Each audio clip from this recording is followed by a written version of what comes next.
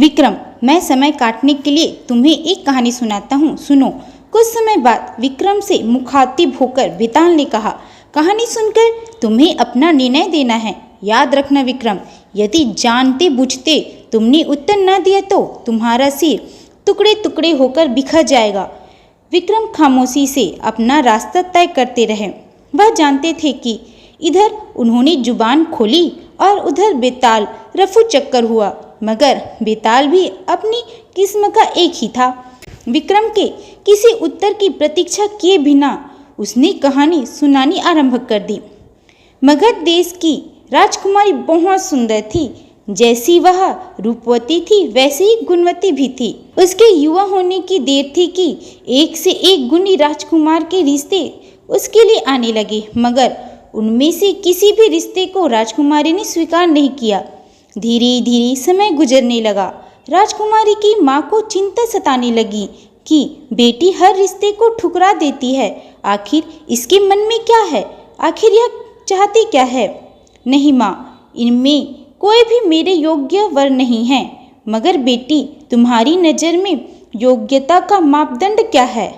जो राजकुमार शक्तिशाली और अपनी पत्नी की रक्षा करने में समर्थ होगा, मैं उसी से विवाह करूंगी, राजकुमारी ने कहा। और इनमें से मुझे कोई भी ऐसा नहीं लगता। मगर बेटी, ये सब एक से बढ़कर एक राजकुमार हैं। ये सब बेकार है माँ, तुम इसकी परीक्षा क्यों नहीं लेती? उसकी माँ ने कहा, बिना परीक्षा लिए ऐसा निर्णय करना तो उचित नहीं है। पहले परीक्षा लो, फिर निर्णय लेना। ठीक है, राजकुमारी चित्रलेखा ने अपनी सहमति दे दी। अब यदि कोई रिश्ता आएगा तो मैं ऐसा ही करूंगी। कुछ समय बाद एक राजकुमार प्रस्ताव लेकर हाजिर हुआ। तुम्हें क्या विशेष गुण है जो मुझसे विवाह करना चाहते हो? राजकुमारी ने पूछा। राजकुमार ने बताया, मैं त्रिकालदर्शी हूँ। किसी का भी भूत, भविष्य और वर्तमान बिल्कुल ठीक ठीक बता सकता हूँ। ठीक है, आप अतिथि गृह में ठहरे, राजकुमारी ने कहा। कुछ समय बाद एक और राजकुमार प्रस्ताव लेकर हाजिर हुए। राजकुमारी ने उनसे भी कहा कि तुम में क्या विशेष गुण है? तो उसने कहा कि मेरे पास स्वनिर्मित एक ऐसा रथ है जो धरती, आकाश, पहाड़ और समुद्र कहीं भी आसानी से चल सकता है और उसकी गति का मुकाबला कोई नहीं कर सकता। राजकुमारी ने उसे भी अतिथि गृह में ठहरा दिया। इसके 2 दिन बीत जाने के बाद एक और राजकुमार आया। उसने बताया, मैं तलवार का धनी हूँ, मेरा वार कभी खाली नहीं जाता। राजकुमारी ने उसे भी अतिथि गृह में ठहरा दिया और अपना निर्णय देने के लिए एक दिन निश्चित किया। राजकुमारी इसी बीच तीनों के विषय में गंभीरता से सोचती रही। शीघ्र ही निर्णय का दिन आ गया। निश्चित तिथि पर तीनों राजकुमार बन ठन के राज दरबार में उपस्थित हुए। सभी सभासद भी आ चुके थे, किंतु राजकुमारी अभी तक नहीं आई थी। यहाँ तक कि राजमाता ने अपना आसन ग्रहण कर लिया, मगर राजकुमारी नहीं आई। तभी कुछ सेविकाओं ने आकर बताया कि राजकुमारी अपने कक्ष में नहीं है। यह सुनते ही पूरी दरबार में खलबली मच गई। राजमाता के आदेश पर महल का चप्पा चप्पा छाना गया, मगर राजकुमारी का कहीं पता न चला। पूरी राज्य में यह खबर फैल गई तो शोक छा गया। राजकुमारी आखिर गई तो कहाँ? प्रत्येक राज्यवासी अपनी राजकुमारी के लिए चिंतित हो उठा। लोग राजकुमारी के इस प्रकार गायब होने को लेकर तरह तरह की अटकलें लगाने लगे। तभी राजमाता को उस राजकुमार का ध्यान आया जिसने अपने आप को त्रिकालदर्शी बताया था। राजमाता ने उससे कहा, राजकुमार, क्या तुम अपनी विद्या के द्वारा पता करके बता सकते हो कि राजकुमारी इस समय कहाँ है? अवश्य बता सकता हूँ राजमाता। त्रिकालदर्शी राजकुमार, जिसका नाम वीरेंद्र था, ने हिसाब किताब लगाकर बताया। एक राक्षस राजकुमारी की सुंदरता पर मोहित होकर उसे अपने महल में ले गया है। उसका महल अरावली पहाड़ियों के बीच बड़े ही दुर्गम स्थल में बना हुआ है। कहते हुए उसने वहां तक के मार्ग और महल का नक्शा भी बनाकर दे दिया। रथी ने अपना रथ निकाल लिया, तलवारधारी ने अपनी तलवार निकाल ली। फिर राजमाता की आज्ञा लेकर तीनों राजकुमार राक्षस के महल की ओर चल दिए। कुछ ही समय बाद वह महल उनको मिल गया। तब त्रिकालदर्शी राजकुमार वीरेंद्र सिंह ने बताया कि राक्षस राजकुमारी को एक कक्ष में यातनाएं दे रहा है। उसने यह भी बताया कि यह राजकुमार धनंजय द्वारा मारा जाएगा। फिर वे तीनों राक्षस पर हमला करके राजकुमारी को मुक्त कराने के लिए चल दिए। इस समय कोई दैवी शक्ति ही उनकी मदद कर रही थी।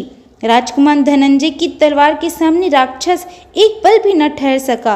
राक्षस की मृत्यु के साथ ही उसका मायाजाल समाप्त हो गया। वह महल आदि सब गायब हो गए। अब वे तीनों दुर्गम पहाड़ियों के बीच एक जंगल में खड़े थे। तत्पश्चात तीनों राजकुमार राजकुमारी को लेकर वापस आ गए। राजकुमारी के वापस आते ही महल में खुशियां छा गई। सभी नगरवासी भी बेहद प्रसन्न हुए और तीनों राजकुमारों की प्रशंसा होने लगी। राजमाता ने तीनों राजकुमार को धन्यवाद दिया और एक बार फिर सभा बैठी। सभा में तीनों राजकुमार राजकुमारी चंद्रलेखा पर अपना अपना हक जताने लगे। तीनों के अलग अलग तर्क थे। त्रिकालदर्शी राजकुमार वीरेंद्र का कहना था, यदि मैं अपना गणित लगाकर यह न बताता कि राजकुमारी इस समय कहाँ है, तो धनंजय और उदयवीर सिंह लाख सिर पटकने के बाद भी राजकुमारी तक नहीं पहुँच सकते थे। इसलिए राजकुमारी पर सिर्फ और सिर्फ मेरा हक है। उदयवीर का दावा था, अगर मेरे पास ऐसा करामती रथ न होता तो वीरेंद्र और धनंजय किसी भी सूरत में राक्षस तक नहीं पहुंच सकते थे। ये दोनों ही तर्क गलत है। राजकुमार धनंजय ने कहा, किसी तरह राजकुमारी का पता भी चल जाता और उस तक पहुंचना भी असंभव नहीं था। असंभव था राक्षस को मारकर राजकुमारी को सुरक्षित वापस लाना, जो कि तुम दोनों यह कार्य नहीं कर सकते थे। यह काम एक योद्धा का है और चूंकि यह कार्य मैंने किया है, इसलिए राजकुमारी पर सिर्फ और सिर्फ मेरा अधिकार है।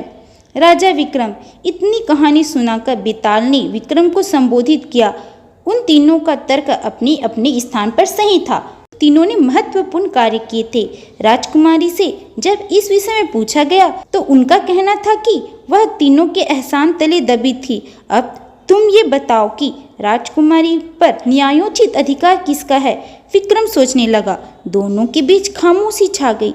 बताओ विक्रम, अगर तुम जानबूझकर मेरे प्रश्न का उत्तर नहीं दोगे तो तुम्हारे सिर टुकड़े टुकड़े हो जाएगा। बेताल ने उसे चेताया। अपनी मन में अच्छी तरह सोच विचार करने के बाद विक्रम ने एक गहरी सांस ली और बोला, मेरे मत के अनुसार तो राजकुमारी पर राजकुमार धनंजय का अधिकार होना चाहिए। बेताल की आंखों में विक्रम के लिए प्रशंसा के भाव दिखाई देने लगे। संभवतः विक्रम का न्याय उचित था, मगर फिर भी बेताल ने पूछा, कैसे? धनंजय का अधिकार क्यों होना चाहिए? जरा खुलासा करके बताओ। सुनो बेताल, जो शक्तिशाली होता है उसका ही अधिकार होता है। धनंजय ने ही राक्षस का वध करके राजकुमारी को उसके चंगुल से मुक्त कराया था। राजकुमारी का पता लगाना असंभव नहीं था।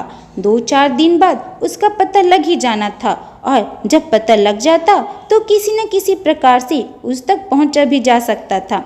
मगर बड़ी बात थी राक्षस को मारना।